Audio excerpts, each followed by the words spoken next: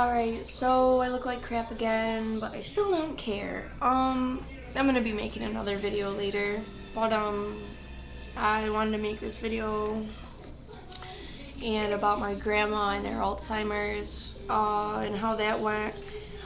First off, let me get back to you, like, the stages that I've seen my grandma going through this. When I was younger, I lived with her, and she was the type of woman that was always doing something, always really supportive, amazing, and a real genuine person. Like, she was very hardworking. Even when she she didn't break her leg, she sprained her ankle, and she was on crutches. Her doctor told her to take it easy, and she still was out gardening and everything. That's just give you an idea. I'm sorry about the reflection of my glasses. I hate it. Wait, maybe if I turn off the computer screen you don't see it no more. Then I got married, and I seen her at the wedding, and she was still that same grandma. And then I moved to California, and I didn't go home for about a year and a half. And I seen her last Christmas, and she was a little bit more forgetful. She called me my cousin's name, but besides that, she was still pretty much the same grandma.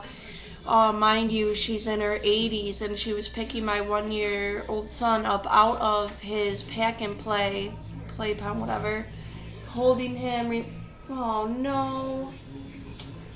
Kids I'm watching just broke one of my garlands for Halloween and is wearing it around his neck. But she was remembering his name and was doing really good, and it was really nice. It was so amazing to see her and my son together. It was so nice. But I had just gone back a week ago, and I seen her, and she's in a nursing home now, which was really, really weird for me because she's in the dementia part, and everybody was really out of it, and it really made me really nervous because they were just sitting there in their wheelchairs with their blank stares. And one person actually seen my daughter, she's 4 months old, and thought she was her baby, and she wanted to change her diaper, but the nurse said that that's not her baby, and she doesn't need a diaper change. Which I found out that women with Alzheimer's, when the one thing that they really go back to is raising babies. So that's what my husband told me about that. And anyway, we seen my grandma, and she has a cat where she's living now. They let her have her cat, and she was really excited to see me. But I gave her, the hardest part of my visit with her was I gave her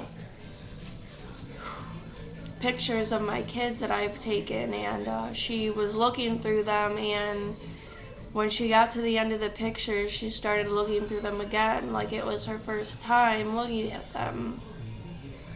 And that was really hard for me.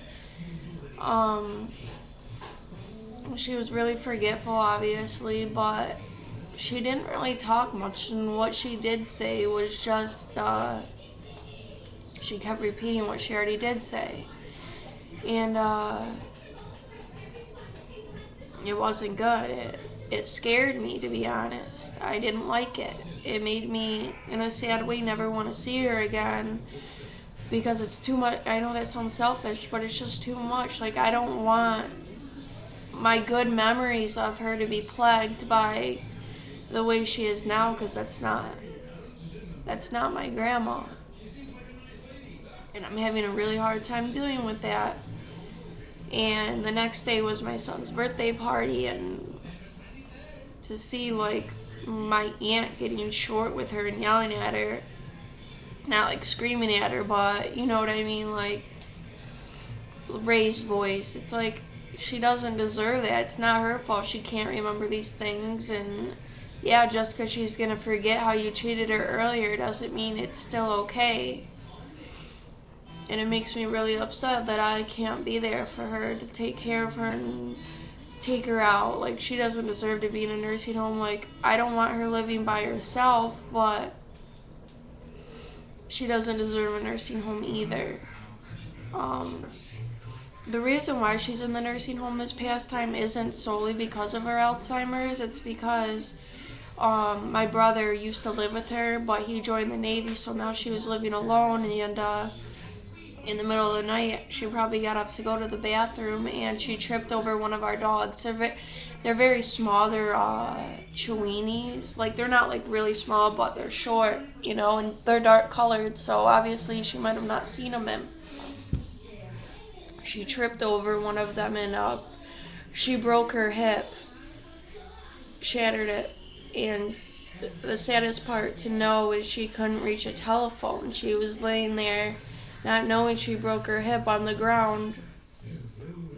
I think that she finally got to a telephone, but it just breaks my heart that she was sitting there in so much pain for so long.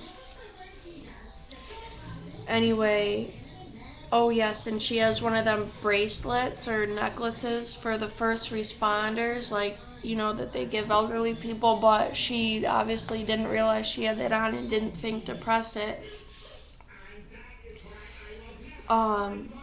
So yeah, but that's why she ended up going to the hospital, and they put her in the nursing home to, like, phase her out. But she's so scared to even walk now that she will only stay in her wheelchair, which isn't like my grandma, so that's another thing that's hard for me, is to see her in a wheelchair. It's hard because I guess in a way it's bittersweet for her to have the Alzheimer's, because at least she doesn't need to remember herself like that. But everyone else has a memory of her like that, and it's really hard. And I'm gonna be getting a tattoo soon of her, and she's Dutch.